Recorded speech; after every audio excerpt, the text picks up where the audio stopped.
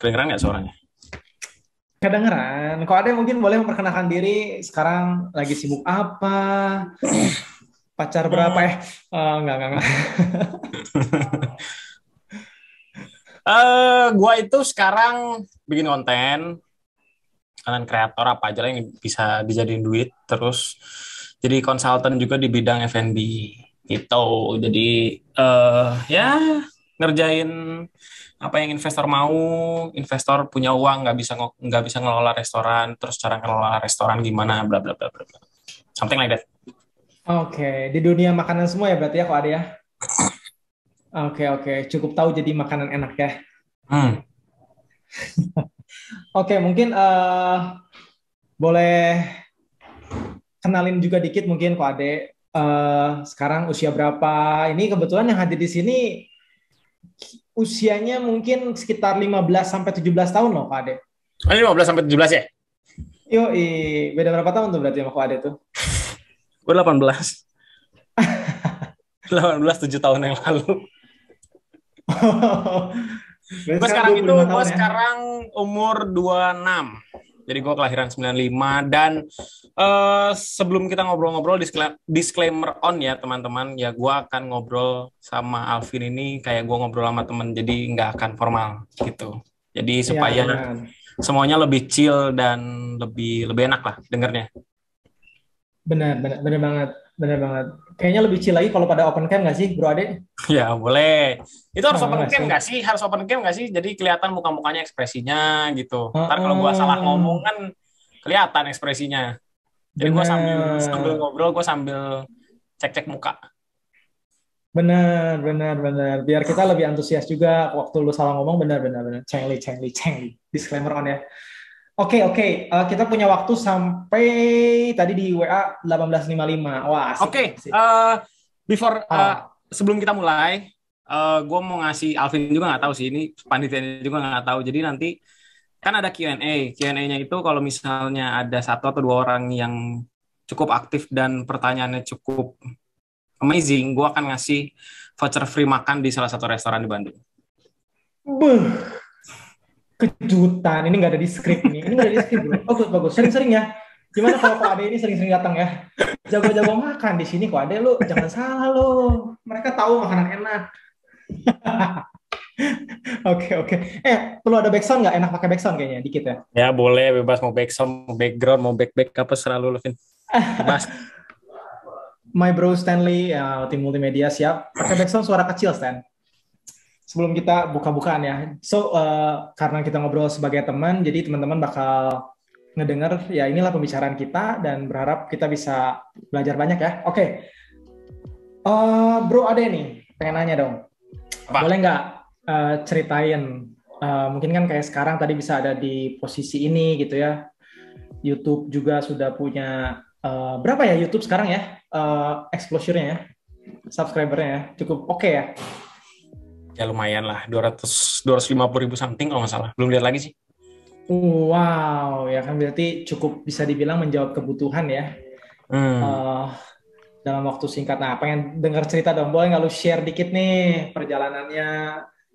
Be open seopen-opennya Eh, dari awal long banget ya. story short itu 2020 ya 2020. Jadi gini, gue itu lulus kuliah, gue kuliah Culinary Arts and Food Service Management di Malaysia. Jadi belajar tentang gimana cara mengelola restoran, hotel, dan semuanya. Eh, Setelah itu gue lulus, setelah lulus gue mencoba, biasalah ya, kan kalau anak-anak muda masih punya idealis dan masih tabrak sana tabrak sini lah. Nah dari situ di titik gue itu punya tabungan yang gue tabung lah dari gue semasa kuliah.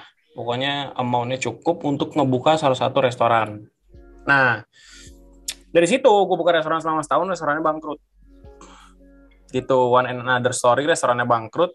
Padahal banyak orang produknya suka dan segala macam, cuma mungkin karena masih muda mungkinnya nggak ngerti market pasar itu apa, target market itu apa, marketing itu apa, branding itu apa. handling supplier gimana dan segala macamnya, jadi masih banyak membingungkan. Terus bangkrut tuh. Jadi dari uang ratusan juta, sisa di tabungan itu sisa 3 juta. Gitu. Nah dari situ, terus gue mikir, gue bingung. Untungnya gue punya privilege, which is orang tua yang punya usaha. Nah dari situ gue,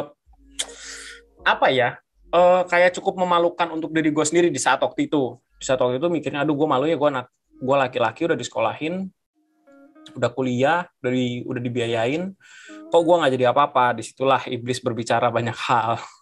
Oh gitu. Jadi ngerasa kayak hidup nggak berguna, useless, dan ya gitu-gitulah. Dah dari situ kerjalah di usaha nyokap gue. Nah dari situ dengan posisi paling bawah, posisi gudang. Jadi gue mengepalai gudang, jadi bagian stok opnam segala macam. Ngitung, berjalan sampai setahun, dibukalah pendaftaran MasterChef. Jadi gue udah ngeliat MasterChef itu dari season 5. Season 4 itu stop kurang lebih 3-4 tahun. Itu stop, habis itu mulai season 5. Season 5 gue nggak tahu, karena masih mau mulai usaha yang gue pikir akan jalan, jadi gue nggak ikutan. Terus season 6 ini gue mikir, udahlah iseng aja lah, orang gue juga nggak ada tujuan hidup mau ngapain lagi. Terus gue mikir juga, ya udahlah iseng aja. Short story diterima, terus masuk ke dalam MasterChef-nya, terus masuk ke bootcamp, masuk ke 28 besar waktu itu. Nah dari situ, awalnya itu juga gue nggak punya tujuan yang, udahlah gue harus menang, udahlah gue ngejar itu, nggak ada gitu. Jadi kayak ya udahlah jalanin aja lah, step by step, challenge per challenge. Jadi kayak day by day-nya gue laluin itu selama 6 bulan. Jadi nggak kerasa sih sebenarnya. Tapi pas dijalanin sih lumayan berdarah-darah sih, lumayan capek. Nah dari situ ada kejadian yang cukup aneh. Jadi ada salah satu peserta yang cukup deket sama Tuhan. Gue agak bingung sama dia, kenapa nih orang kok cukup mendekati semua orang gitu. Jadi kan di saat waktu itu berpikirnya ini kayaknya kompetitif nih semua orang kan. Jadi kayak mau juara dan semuanya. Terus ternyata dia itu masuk ke MasterChef cuma pengen tahu MasterChef itu seperti apa dan membuat komunitas. Jadi dia ini buat home di dalam MasterChef-nya. Jadi kan kita itu karantina, selama MasterChef itu ada syuting dan karantina. Di saat karantina itu ada libur itu Sabtu Minggu. Jadi setiap Sabtu pagi itu kita home. Gitu. Jadi dan amazing-nya itu nggak semua Kristen yang ikut. Jadi agama apapun di situ ikut kumpul, nyembah Tuhan bareng-bareng dan sharing bareng-bareng gitu. Itu cukup amazing sih. Oke, terus lanjut dari cerita situ, dapat juara 3, cukup kecewa kenapa nggak juara, tapi nggak nyalain Tuhan sih. Cuma ya udahlah. Terus ya udahlah, masuk lanjut. Nah, ini titiknya. Kan gue pikir itu bakal kayak ini akan merubah hidup gue nih. Jalan ini akan merubah hidup gue nih. Itu mulai 2020 Maret beres MasterChef. Oke, gue start ikut MasterChef itu 2019 Agustus kalau nggak salah. Dah. Di titik situ, gue sudah planning banyak hal. Bikin konten segala macam. Waktu itu udah mulai ada di TikTok dan segala macam, bikin konten dan segala macam. Pokoknya udah perencanaannya luar biasa lah. Job sana sini udah mulai mau tanda tangan dan segala macam. Dar Maret Indonesia mengabarkan kalau adanya COVID-19 sudah masuk Indonesia. Tuh titiknya. Oke. Semua ada mungkin belasan job yang cancel. Lumayan, amount-nya lumayan. Terus ya udah jadi gak ada kerjaan gitu dalam berbulan-bulan gitu. Terus gue kayak bingung, ya apa sih maunya Tuhan, udah gue gak dikasih juara.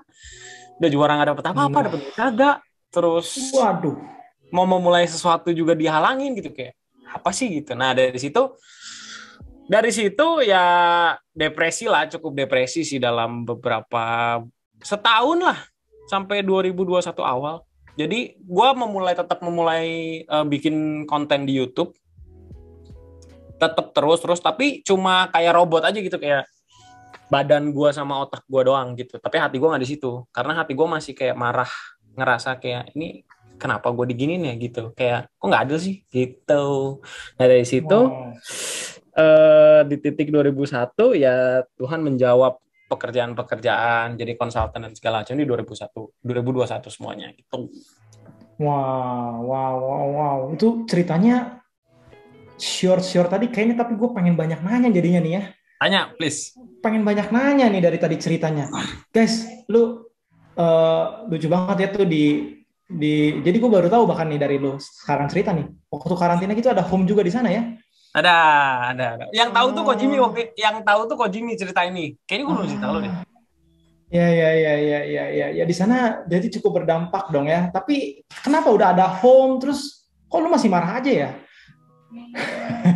Apa ya, menurut gue itu home itu nggak menjamin seseorang menjadi super power. Mantap. Tapi That's so good.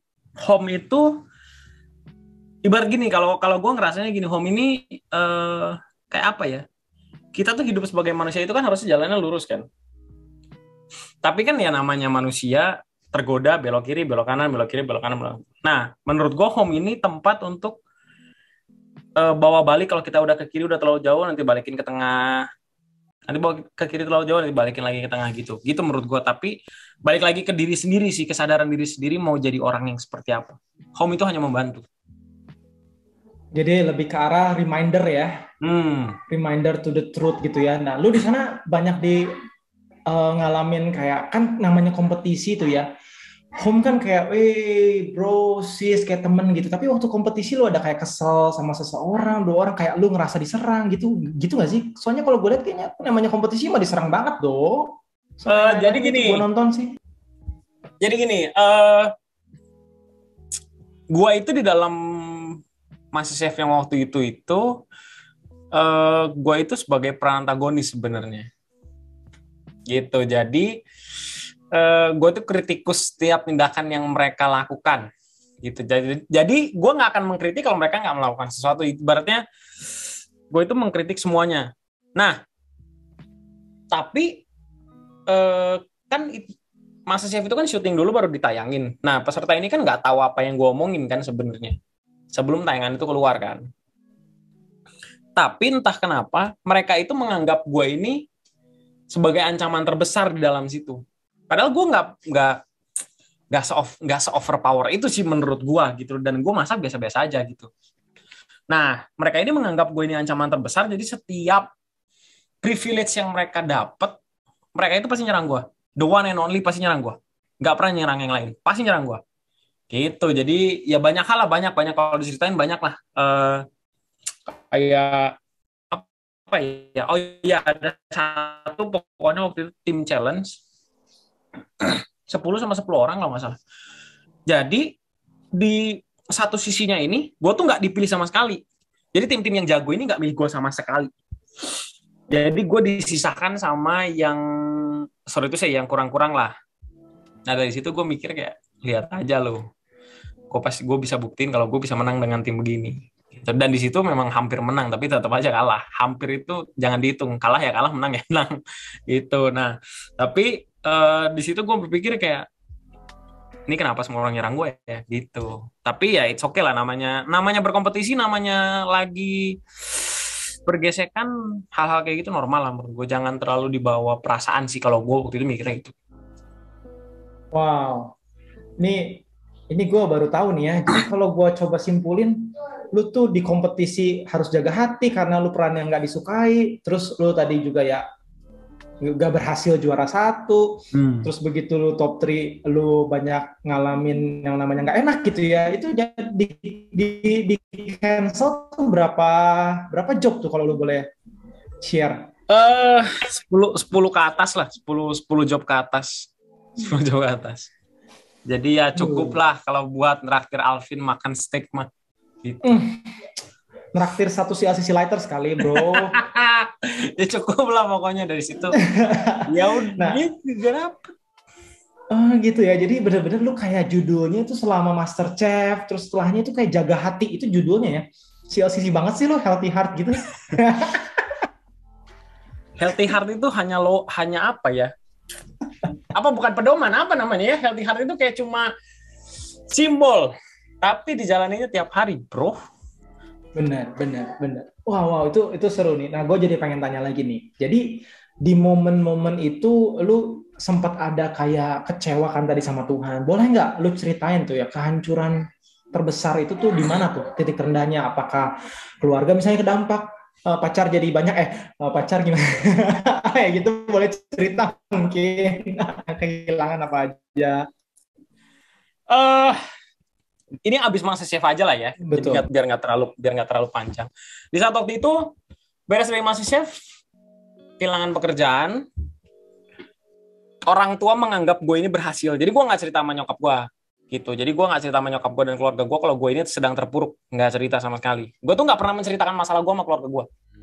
Bukan karena nggak deket, tapi gue nggak mau nambah bebannya mereka. Jadi gue berpikir kayak setiap orang kan punya beban kan. Jadi selagi gue bisa handle sendiri, gue handle sendiri lah. Jadi gue berpikirnya cuma di situ doang. Nah, di situ terus putus sama pacar gue yang sekarang, putus juga. Gitu. Oh. Terus pokoknya gue ngerasa kayak 6 bulan itu kayak lonely banget gitu, kayak single lu suka lihat di Twitter gitu, ngenes gitu tuh nggak? Bukan single CLC sih ya, single Twitter. Oh, pantas kemarin promosi single kelas tuh gue lihat. Ya. Oke. Eh, menarik. Jadi di momen-momen itu benar-benar gini ya, orang pikir kan lu kayak jadi star padahal kan, star. Terus kayak banyak orang bilang kan, ya ini kayaknya star syndrome nih ini sampai putus segalanya. Tapi padahal malah di situ lu nggak ada job, tadi lu bilang kehilangan pekerjaan dan sebagainya, ngerasa lonely gitu. Itu gimana tuh ngehadapin itu nih, kalau boleh share nih kebangkitannya dan sebagainya. Ya itu benar sih sebenarnya apa yang lo ngomongin semuanya, kayak banyak orang ngomongin mah lo putus mah. Jadi orang tuh apa ya, orang tuh gampang mengucap tapi nggak bisa memahami keadaan seseorang. Ya itu normal lah, namanya manusia kan, kadang mulut itu lebih maju daripada segala macam kan. Ya kan, ini kan mulut lebih maju daripada otak kan. Otak kan bagian di sini, yang di sini, yang di sini. Mulut kan di sini, jadi lebih cepet. Itu lebih lebih lancar.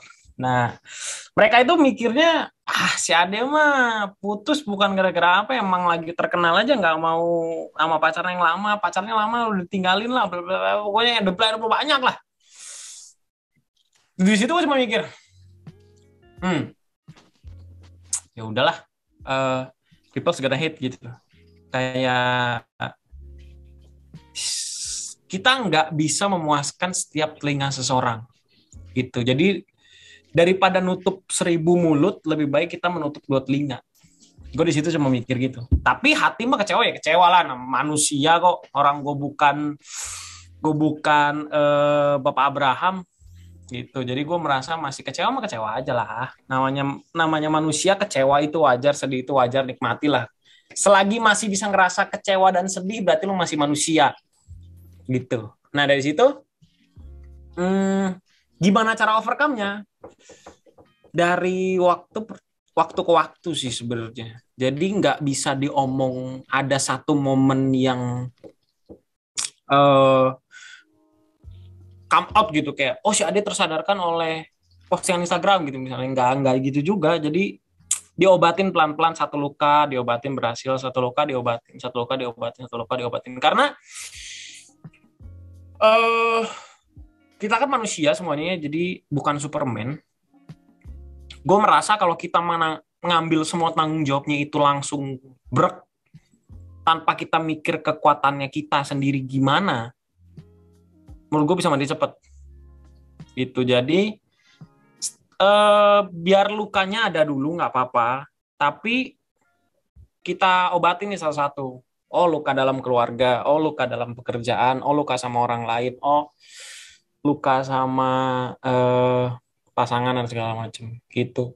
Dan yang jahat itu kan, setelah keluar dari Massive itu ada kontrak manajemen kan.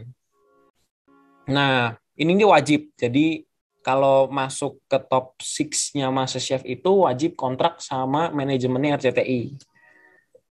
Nah dari situ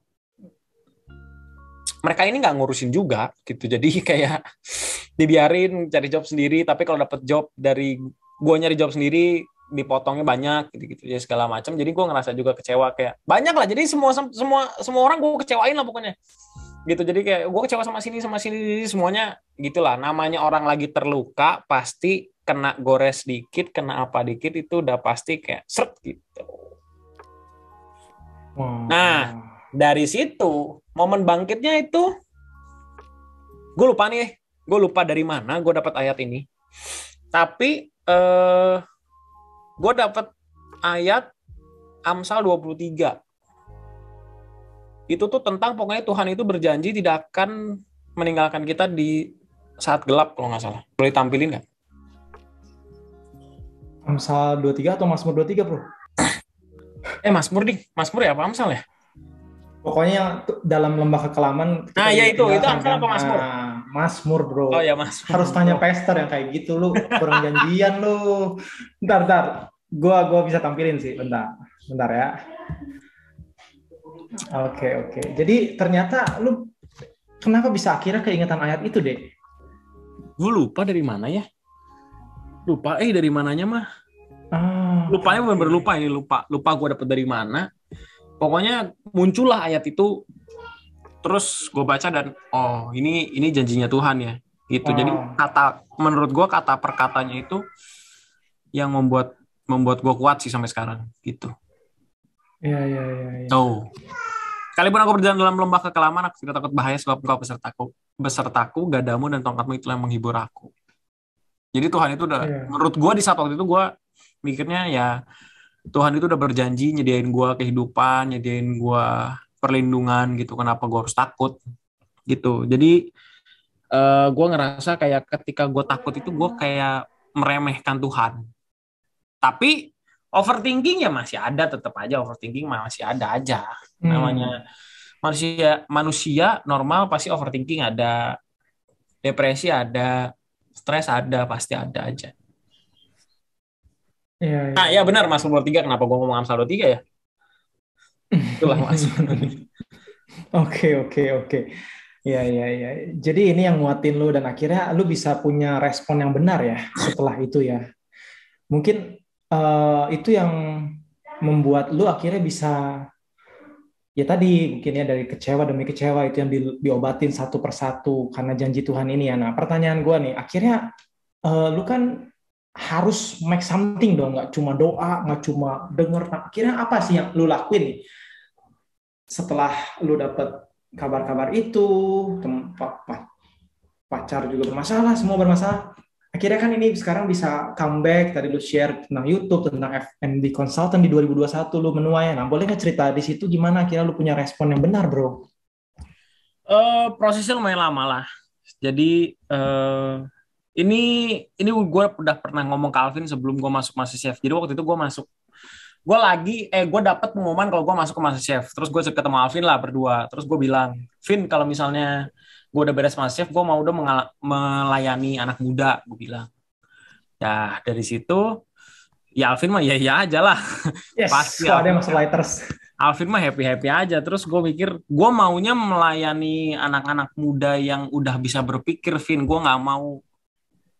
Ya mungkin ini egonya gue ya, nggak ngerti juga ya. Cuma di situ spesifik sih.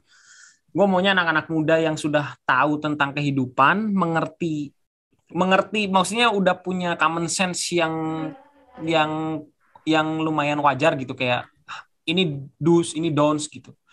Nah, gue mau melayani orang-orang itu supaya apa? Supaya sebelum mereka masuk ke kehidupan yang asli, gue itu pengen memperlengkapi mereka. Karena kehidupan asli itu jahatnya luar biasa jahat. Nggak pernah terbayangkan sama kalian. Itu yang ada di sinetron, film-film Korea. Manusia-manusia yang jahat itu benar-benar ada di muka bumi ini. Jahat. Lu nakut-nakutin. Jahat. Iya. Oke.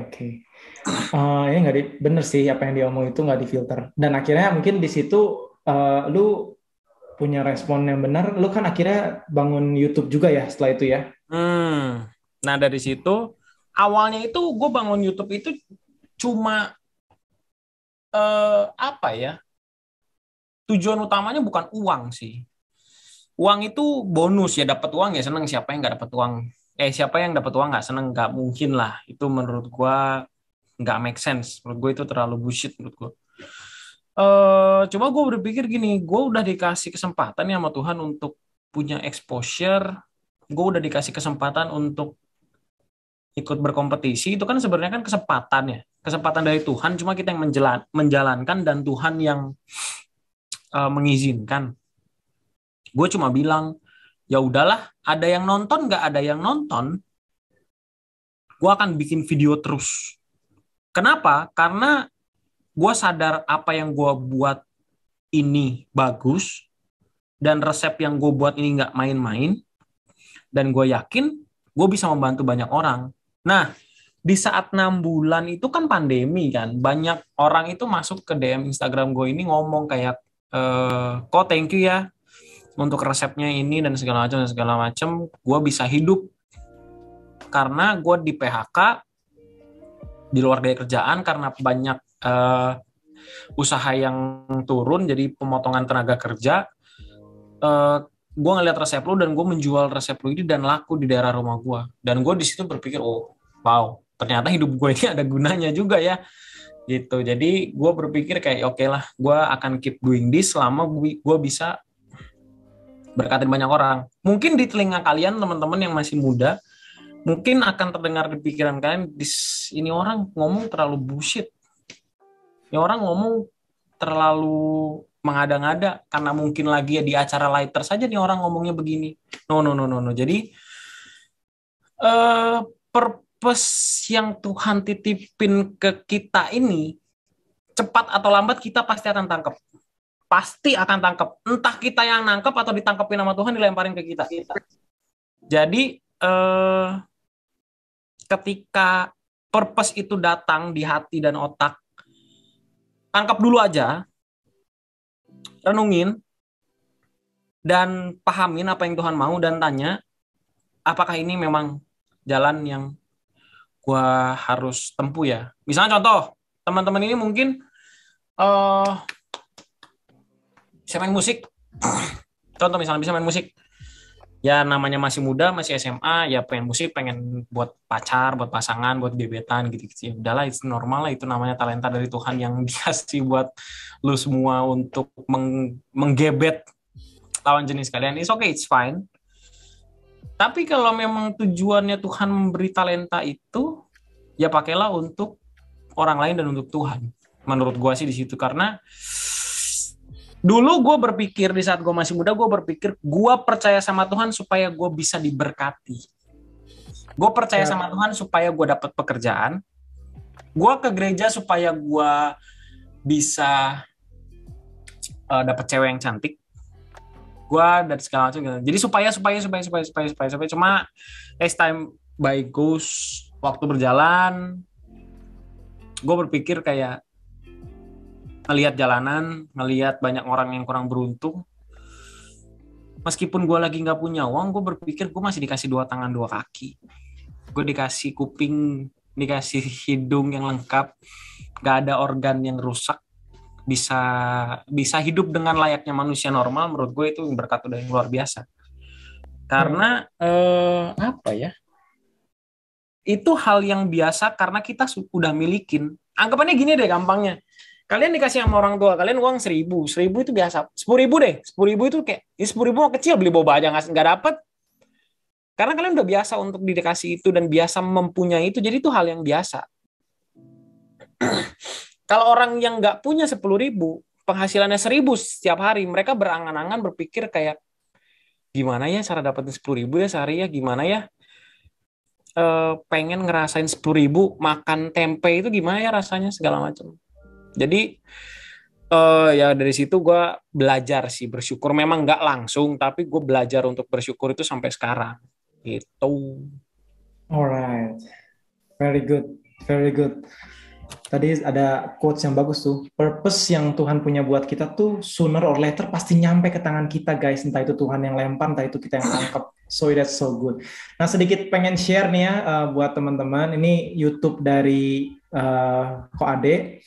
Dan pas gue lihat bener sih, ini helpful banget. Sesuai dengan nilai dari CLCC juga ya. FYI ya. Jadi istri gue waktu pandemi juga banyak lihat ini sih, masak di rumah. Kok enak? Oh, ternyata dari sini semua ya. Dan ini ketika awalnya mungkin ya tadi lu nothing tulus, tujuannya pengen bantu. Ya di situ bener sih, ini punya Tuhan dan akhirnya ya itu Tuhan bukain jalan akhirnya karena ini menolong banyak orang ya. So Yap. good, so good. Boleh kasih virtual clap mungkin buat yang masih ada, masih pada tidur. Bangun yang udah tidur, ini bentar lagi kita Q&A guys. Dan Virtual clap. apa ya, satu lagi tambahan. Kan ini umur berapa sih rata-rata di sini? Audiensnya 17 ya, 18 ya, 16 ya? Ya. Leader-leadernya ada di atas 18 lah. SMA ya. SMA kuliah kan ya. Hiduplah seperti apa yang kalian mau sekarang. Jangan terdistract dengan apa yang orang tua kalian mau.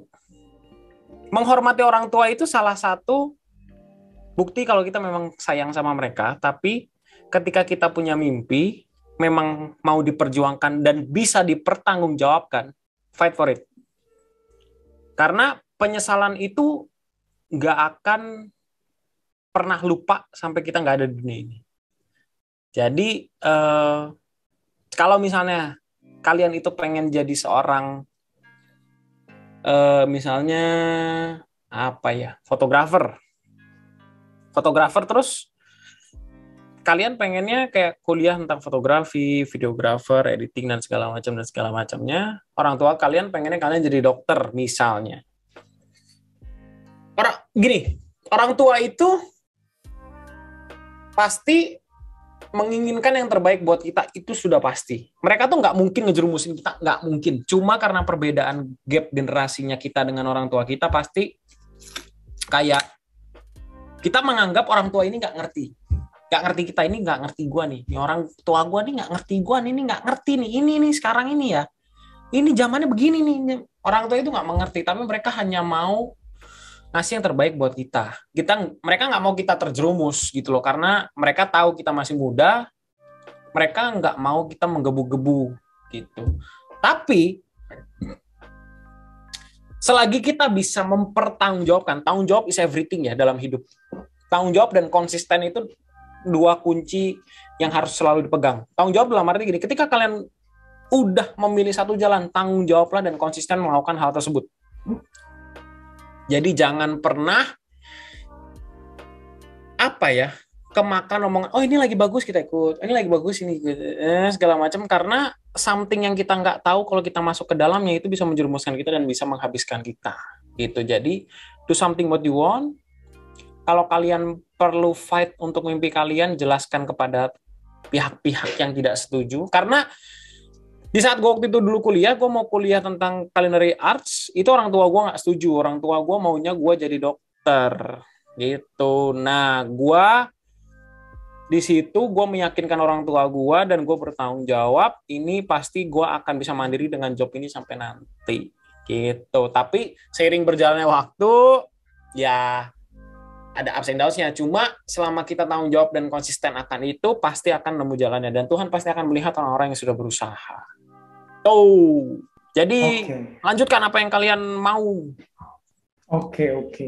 Berarti kalau bicara value tadi dua ya, itu yang namanya tanggung jawab dan konsisten ya bro ya. Mantap. Menarik. Oke, boleh nggak kita masuk ke Q&A buat teman-teman lighters? Boleh dong, buat yang mau tanya bisa raise hand. Kita jadi santai juga tetap ya, ngobrol juga. Tadi kan udah nanti kasih saran terakhir tuh bagus banget ya, tanggung jawab dan konsisten. Nah, ada yang mau nanya nggak? Kok ada ini mau buka-bukaan nih tentang perjalanan hidupnya nih.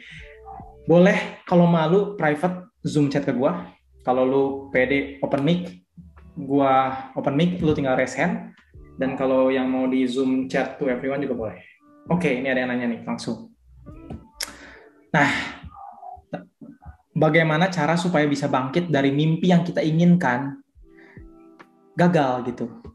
Kita pengen tapi gagal. Contoh? Punya nggak tips? Bagus nih, berarti wow banget. Masuk tuh sharing lu bro. Dijawab bro. Mimpi, ntar ulang-ulang mimpi. Dia udah punya mimpi Ah, dan gagal. Udah gagal gitu. Nah bangkitnya gimana tuh? eh banyak aspek sih. Cuma definisi gagalnya dia ini seperti apa? Misalnya gagalnya kalau misalnya contoh ya. Mimpinya pengen jadi artis. Usahanya ikut casting. Baru satu kali ikut casting ditolak dan merasa gagal. Menurut gue lu belum gagal. Jadi kegagalan itu gini. Ketika kalian nanti udah besar, sudah kuliah dan sudah bekerja, kegagalan itu adalah hal yang bukan dicari sih, tapi kegagalan itu pasti akan ada. Tidak bisa dihindari kegagalan itu. Jadi ketika terima kegagalannya ini, kita tuh harus tahu kenapa kita gagal. Oh, faktor internal kah? Faktor eksternal kah? Faktor internal dalam arti diri kita. Misalnya contoh, oh gue kurang banyak belajar. Oh, gue kurang mendalami tentang hal ini. Oh, gue ngerasa kayak diri gue belum konsisten, diri gue masih malas, bla bla bla bla bla. Itu internal. Tapi eksternal itu misalnya, oh orang tua gue nggak bener-bener nggak bisa nih, orang tua gue bener-bener nggak ngedukung gue nih. Itu kan jadi ada dua faktor. Cuma gini, ketika masih muda kan gue juga pernah muda ya, masih pernah di umur kalian ya, di umur-umur segini itu masih banyak ide cemerlang yang ada di otak kita ini berpikir, oh gue pengen jadi ini, pengen jadi ini, pengen jadi ini. Misalnya udah nemu satu, kalian itu harus mikir juga, mimpi gue ini bisa menghidupkan gue nggak untuk di masa depan. Gitu. Kalau lu beranggapan dan yakin dan punya iman dan lu berusaha tentang mimpi ini pasti akan bisa jadi masa depan gue, maju terus. Pantang mundur, tapi harus tanggung jawab dan harus siap mental. Mental is everything, bro. Ya. Tuh. Oke. Berarti kalau gue boleh simpulin, tadi itu ya ketekunan, kegigihan, jangan nyerah. Responnya tetap benar ya. Jangan sampai akhir dari segalanya adalah penolakan pertama atau penolakan kedua. Mungkin lu harus ngalamin bahwa ada banyak penolakan berikutnya, tapi ingat identitas kita, apalagi dalam Tuhan, kita itu pemenang. Pemenang selalu punya right respon dalam setiap situasi. Thank you untuk pertanyaannya. Thank you banget. Nah, ini ada yang mau nanya secara langsung nih, Pak Ade. Boleh dong. Langsung dari negara seberang. Silakan. Halo kok. Halo. Gue mau nanya nih, kan katanya Koko ada abis MasterChef gitu, abis segala macam, banyak ada kekecewaan ya, berarti kan sebenarnya. Nah, di dalam kekecewaan itu kan, Koko titik baliknya juga pas misalnya ngedapetin ayat itu kan. Nah, kadang kan sebenarnya kita kayak, aku juga dapet ayat, dapet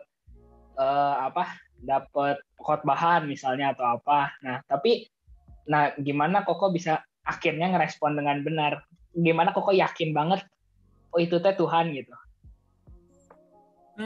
Oke, good question. Gimana cara taunya itu memang benar dari suara Tuhan gitu ya? Berarti kan secara nggak langsung. Itu menurut gue, karena gue ceritanya di sini terlihat langsung ya, jadi terlihat gue dapet ayat itu dan langsung gue sadar enggak juga. Jadi butuh proses juga berbulan-bulan untuk gue menyadari kalau Tuhan itu baik sama gue.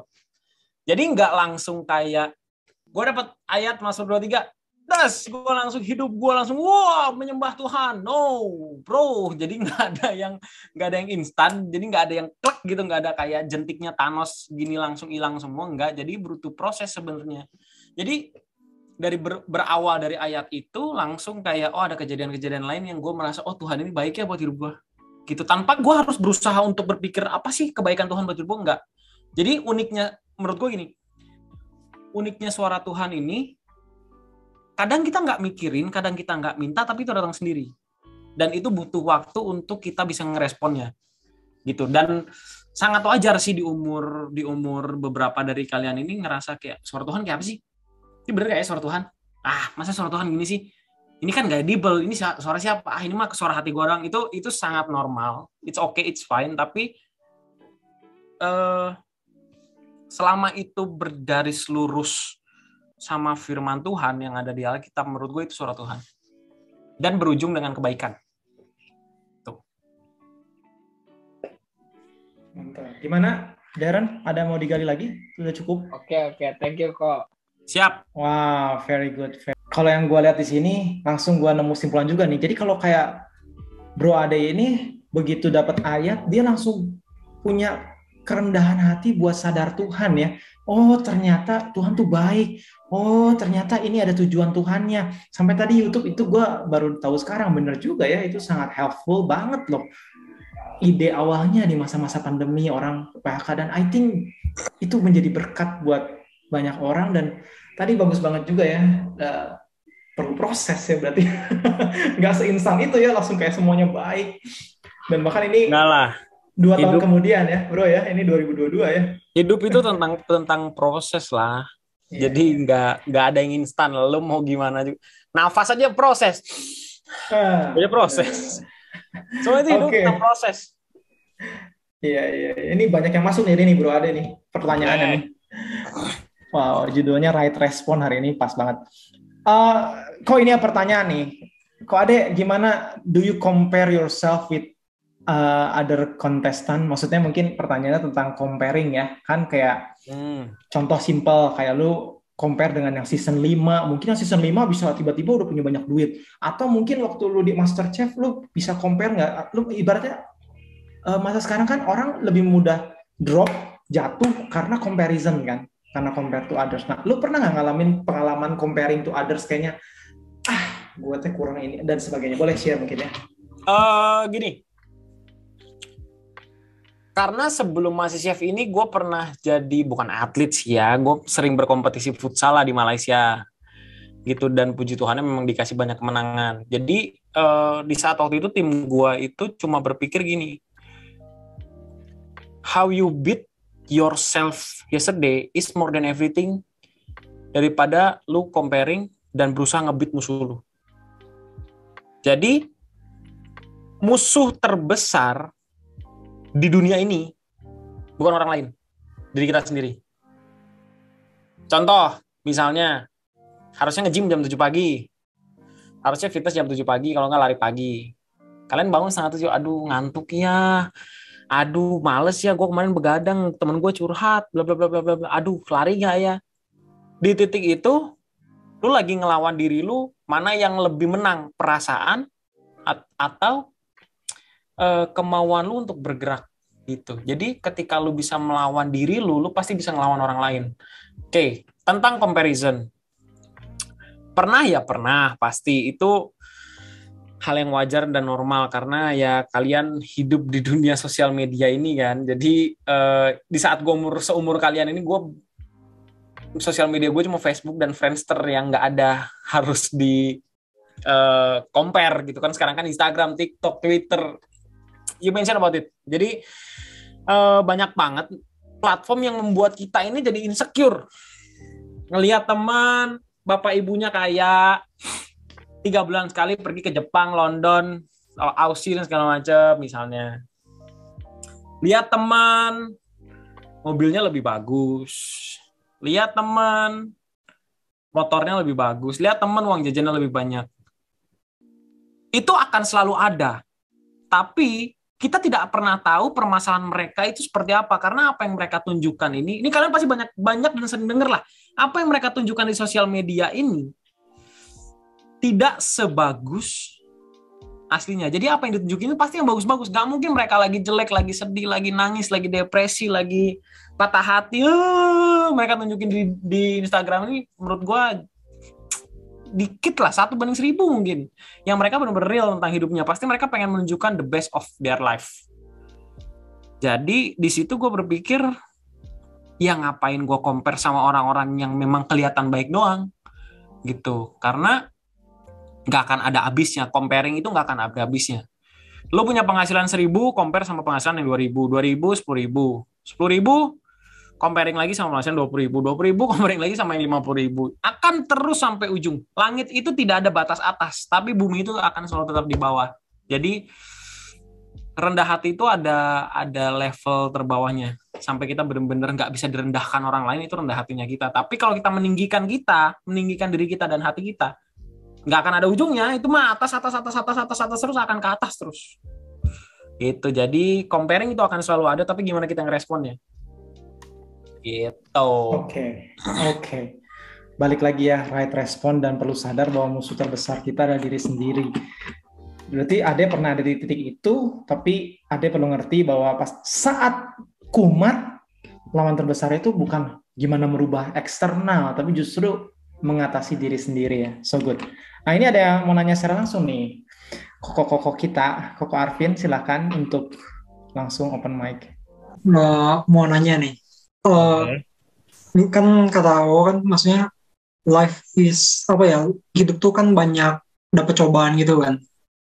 Nah kayak abis dapat banyak banget cobaan gitu, terus kayak dapat misalnya kayak ngelihat wah it is the light gitu, maksudnya cahaya harapan gitu. Nah cara kita tahu itu harapan yang benar-benar solve our problem atau enggak tuh gimana kok? Kan kadang ada yang cahaya yang kita ngeliat oh ini cahayanya, tapi padahal pas udah dijalanin oh ternyata ini luka lagi gitu, bukan harapannya gitu. Oke, nangkep tentang tahu mana ini harapan yang benar atau enggak gitu kan. Kamu tidak akan pernah mengetahuinya kalau kamu tidak menjalaninya. Ini harapan yang benar atau harapan yang tidak. Jadi kalau harapannya ini dari Tuhan pasti satu, back to Bible. Tapi kalau masalah solving problemnya itu memang harus dijalani dan diukur. Jadi kalau misalnya kita ngerasa ini jalan yang benar nggak ya buat masalah gue, gitu kan?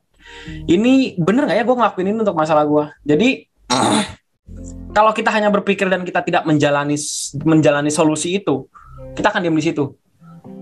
Tapi sebelum kita masuk ke solusinya, kita harus siap untuk kecewa.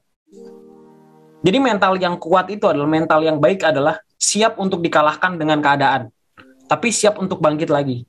Sedih, depresi, pengen keliling Bandung naik motor sampai malam, serah bebas. Pokoknya apapun yang membuat lo sedih sih. Apapun yang membuat lo happy ketika lo sedih, menurut gue lakukan atas dalam batas wajar dan normal dan tidak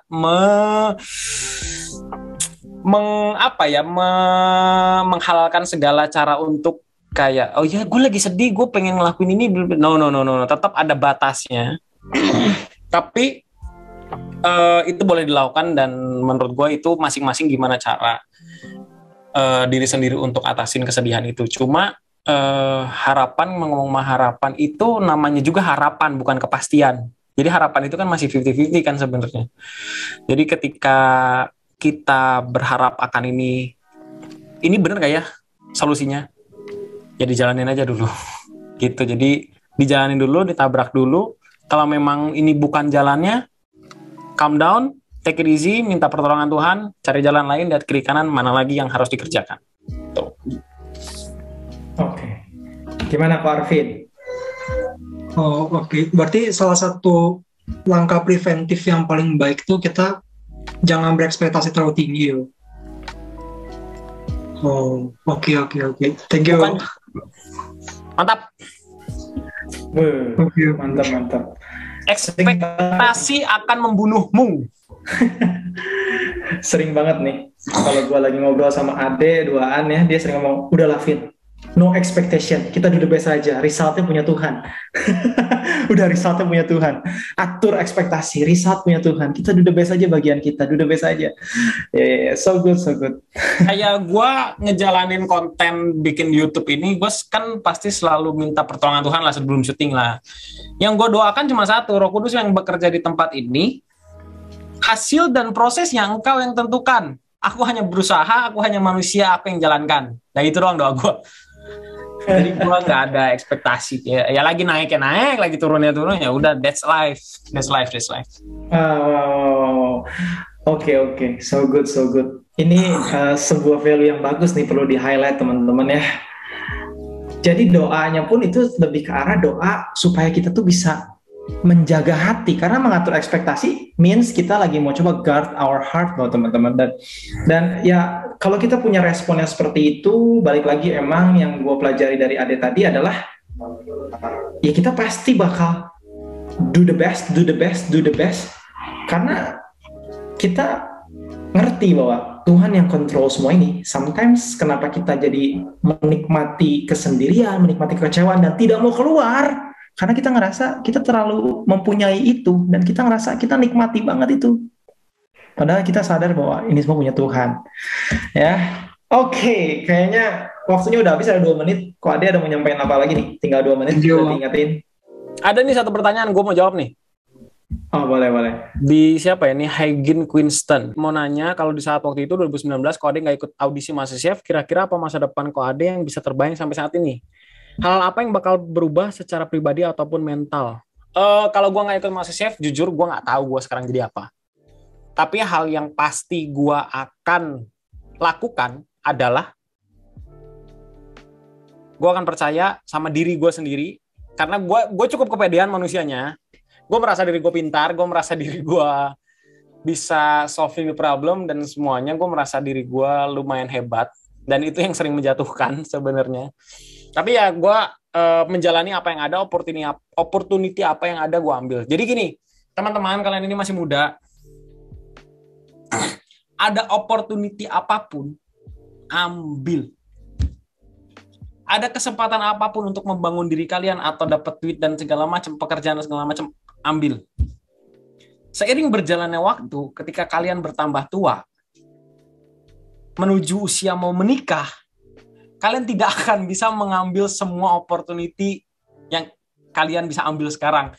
Please, ini gue memohon sama kalian, please pakai masa muda kalian dengan segala opportunity kalian ambil. Gagal nggak apa-apa, belajarlah dari kegagalan.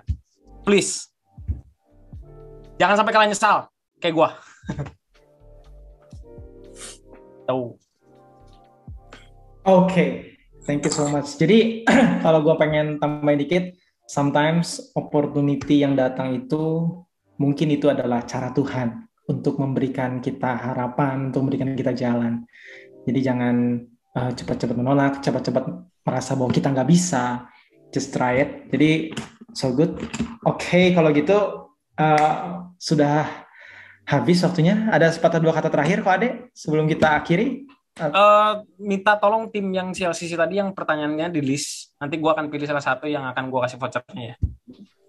Oke, siap. Ya, tadi gue lupa aja pertanyaannya apa dan gimana. Nanti minta di recapnya aja. Itu satu. 1 patah, 2 patah kata, 3 patah kata. Tadi udah banyak sih sebenarnya. Jadi gue recap aja. Selagi kalian muda, masih muda, gini ya. Gue ngomong ini, sorry ya, gue ngomong ini tidak bukan tidak berdasarkan firman Tuhan sih, tapi dengan berdasarkan apa yang gue rasa. Kalian masih muda.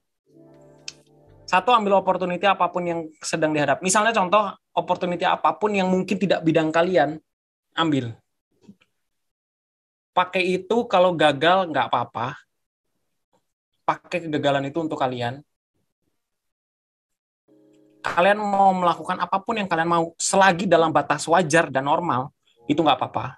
Dan ketahuilah, hidup itu nanti, ketika kalian masuk ke dunia asli, itu kalian akan menemukan banyak banget manusia-manusia yang jahat, yang kalian mungkin selama ini cuma pikir ini ada di TV dan ada di drama Korea, dan semua itu ada. Jadi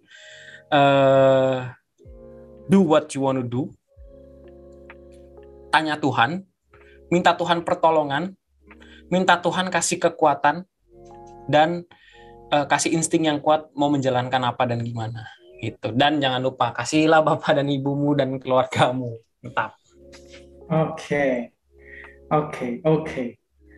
Thank you so much untuk opini personalnya, itu semua lahir dari pengalaman pribadi ya. Masih agak sedikit terasa ya spiritnya ya. Oke. Boleh kasih virtual clap teman-teman buat Ko Ade, dan mungkin di Zoom chat boleh ada yang mengucapin terima kasih buat waktunya.